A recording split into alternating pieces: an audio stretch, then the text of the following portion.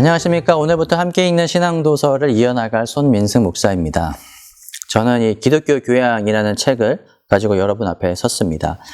이 책의 제목만 보면은 기독교 교양이라 그래서 기독교인으로서 어떤 필요한 교양, 지식, 학문 이런 것을 생각하실 수 있으실 텐데요. 막상 책을 읽어보면은 그것과는 조금 거리가 있음을 아실 수 있으실 겁니다. 왜냐하면 원래 이 책의 원 제목은 빌둥이라 그래서 독일어입니다. 이 빌둥이 가지고 있는 의미는 만들어진 것, 그리고 지어진 것, 빚어지는 것이라는 의미를 가지고 있습니다. 독일 전통에서 철학이나 교육의 목적은 지식을 단순히 더하고 알려주는 것이 아니라 특별히 형성되어가는 과정을 의미합니다. 마치 진흙을 가지고 어떤 모양을 잘 빚어서 만들어가는 것과 같은 개념이 독일어의 빌둥의 개념입니다. 그래서 기독교 교양이란 이것을 가지고 힌트가 될 수 있는데, 인간에게 있어서 특별히 기독교인으로서 어떤 지식적인 학문적인 것을 더하기보다는 이 책은 하나님의 형상으로서 어떻게 우리가 만들어져 갈 수 있고 잘 빚어져 갈 수 있을까라는 것을 알려주는 책입니다. 그래서 이 책은 어떤 답을 제시하고 가르쳐 주기보다는 어떻게 하나님의 형상으로 또는 기독교인으로서 온전히 세워져 갈 수 있을지, 빚어져 갈 수 있을지에 대해서 같이 고민하고 또 이렇게 질문을 제시하고 있는 것이 이 책의 특징입니다. 이 책을 저술하신 분은 프리드리히 슈바이처인데요. 이분은 독일의 마인츠 대학교와 티빙겐 대학교에서 이제 교수로 재직을 하셨고, 또 독일의 유명한 종교 교육학자이기도 합니다. 그리고 우리말로 이제 손성현 목사님이 이 책을 잘 이렇게 번역을 해주셔서 누구나 쉽게 읽을 수 있습니다. 교양이라고 한다면 개인의 인격과 학습의 관계 및 관련된 지식행위를 지칭하는 범위를 말합니다.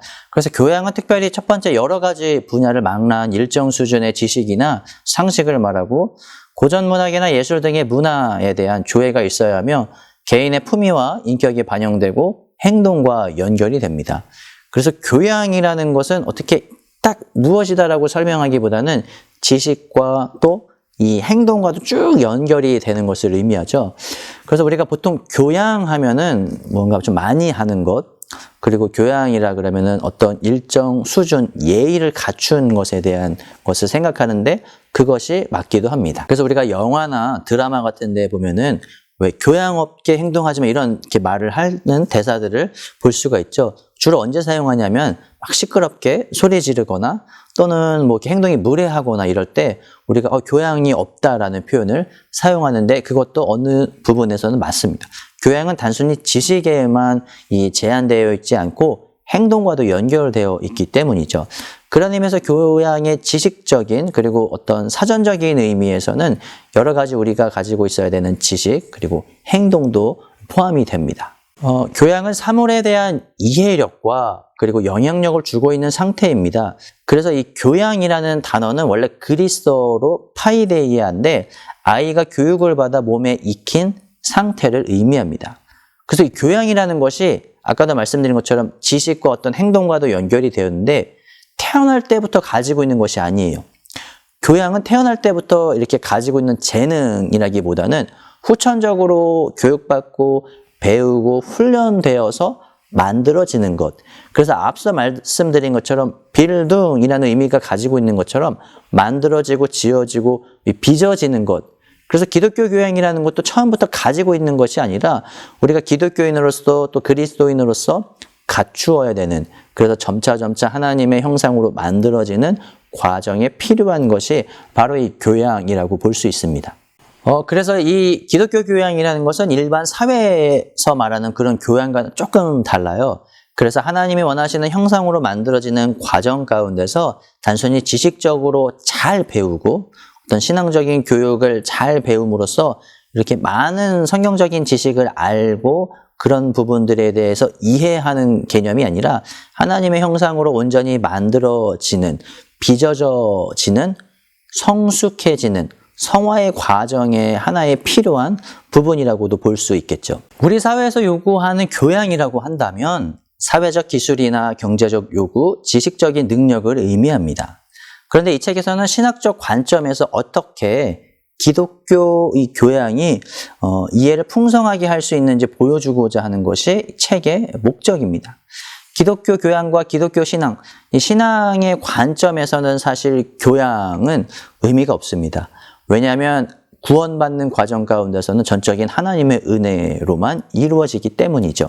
인간의 완성을 어떤 교육이나 또는 연결된 모든 것으로부터 이루어지는 것이 아니라 인간을 완성시키는 분, 즉 인간을 형성하고 인간을 온전하게 하시는 분은 오직 하나님이시기 때문에 사실 교양은 그런 맥락에서 볼 때는 의미가 없는 것처럼 보입니다. 그러나 그럼에도 불구하고 이 책이 쓰여지게 된 배경은 교양이 신앙을 형성하고 또 하나님의 사람으로 온전하게 되는데 도움이 되기 때문이죠. 교양으로 인하여서 우리가 하나님의 형상으로 이루어질 수 있는 것이 아니라 하나님의 형상으로 이루어지는 과정에 크게 보탬이 되고 또 도움이 되는 목적과 그런 맥락에서 교양이 필요함을 이 책은 이야기하고 있는 것입니다. 꼭 교양을 갖추어야만 하나님이 원하시고 기뻐하시는 그런 하나님의 형상으로 만들어진다라기보다는 교양을 통해서 우리가 하나님이 원하시는 뜻과 그 의미를 잘 찾아낼 수 있고 또 하나님이 원하시는 목적이 더욱더 풍성하게 보탬이 될 수 있는 그런 과정에서, 즉 우리가 하나님의 원하시는 그 형상으로 빚어져가는 과정에서 교양이 이제 필요하다라는 것을 의미하는 것입니다. 지난주에 우리가 이 웨슬리 회심 주일로 지켰는데요. 웨슬리가 강조한 것 중에 하나가 바로 자유의지입니다. 하나님이 우리에게 주신 그 자유를 가지고 우리가 할 수 있는 것은 거룩한 삶을 살아가는 것이죠. 그러한 부분을 통하여서 우리가 이 스스로 하나님이 원하시는 그런 어떤 형상을 잘 이루어가는 데 있어서 만들어지고 또 그것을 빚어져 가는 데 필요한 부분들이 교양이라는 것을 또 한번 기억해야 됩니다.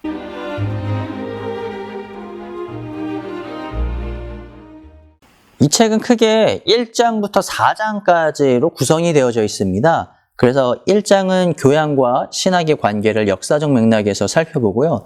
2장은 역사적 근거 차원을 넘어서 교양과 신앙, 종교, 신학의 관계가 지속적이고 의미를 지니고 있음을 증명합니다. 3장은 이러한 역사적 맥락과 지속적인 의미의 실천적 결과를 증명하고, 그리고 마지막 4장에서는 초월 개념이라는 이론을 중심으로 교양 이해의 경계를 세우고 지우는 작업을 말하고 있습니다. 이 책에서는 특별히 어떤 지식적 그리고 학문적인 내용들만 언급하고 있지는 않고 성경 구절을 이렇게 인용하여서 성경에서도 교양과 관련된 또는 이 내용과 관련된 부분들을 우리들에게 잘 이렇게 고민할 수 있게 말을 해주고 있는데요. 잠언 1장 2절 그리고 잠언 1장 7절 말씀을 한번 읽어보도록 하겠습니다. 이는 지혜와 훈계를 알게 하며 명철의 말씀을 깨닫게 하며 여호와를 경외하는 것이 지식의 근본이거늘 미련한 자는 지혜와 훈계를 멸시하느니라. 성경에서 이렇게 지식과 또는 교양과 관련된 말씀이 있다면 아마 대표적으로 잠언이라고 볼 수 있을 겁니다. 잠언은 레위기와 같이 어떤 제사법이나 제사에 대한 의미를 알려주지도 않고, 그렇다고 성경이 어떤 인물에 대한 이야기를 함으로써 하나님이 함께 하시고 또 하나님이 원하시고 기뻐하시는 그런 내용들에 대해서도 언급하고 있지 않습니다. 마치 유명한 어떤 말처럼, 그리고 속담과 같이 잠언은 짧게 이루어져 있지만 그 안에 배경은 하나님의 말씀 그리고 하나님을 근거로 하고 있죠. 그런 의미에서 잠언은 교양과 연결된 부분이라고도 할 수 있습니다. 특별히 잠언 1장 2절에서 이 인지하고 경험하는 것, 구별하고 배움으로써 깨닫게 되는 것이 있는데 그 중에 하나가 훈계입니다. 이 훈계는 뭐냐면 명철, 이해력, 통찰력 이런 것이라고 볼 수 있는데 하나님의 백성으로 반드시 소유해야 하는 것입니다. 그리고 이어서 나오는 잠언 1장 7절을 통해서 지혜 문화의 기본 원칙, 이 지식이라는 것이 무엇인가? 히브리어로 디아트라고 하는데 이것은 알다, 그리고 이해하다, 야다에서 유래한 명사입니다. 진리를 깨닫는 통찰력을 의미하는 것이죠.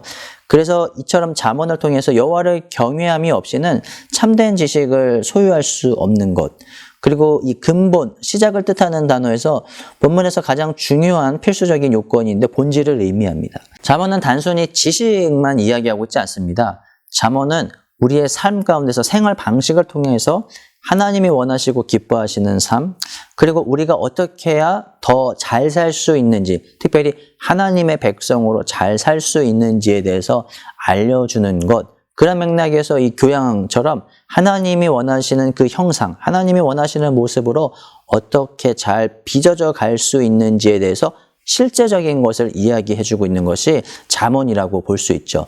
그런 의미에서 기독교 교양은 마치 이와 같은 겁니다. 하나님의 형상으로서 온전히 만들어져야 되는데 우리가 어떻게 해야 될지 모르기 때문에 그것에 대한 어떤 지식적인 것, 그리고 실제적인 행동을 이렇게 이야기해주는 책이 대표적으로 잠언인 것이고, 그런 의미에서 교양, 기독교 교양은 오늘 우리를 하나님이 원하시는 그 모습과 형상으로 잘 만들어준다라고 볼 수 있는 것이죠. 1장의 제목처럼 교양은 신학의 주제인가? 여기서 말하는 교양은 아까 처음부터 제가 이야기한 것처럼 일반 교양이 아닌 기독교 교양에서 신학의 주제인가? 그것은 맞다라고 볼 수 있죠.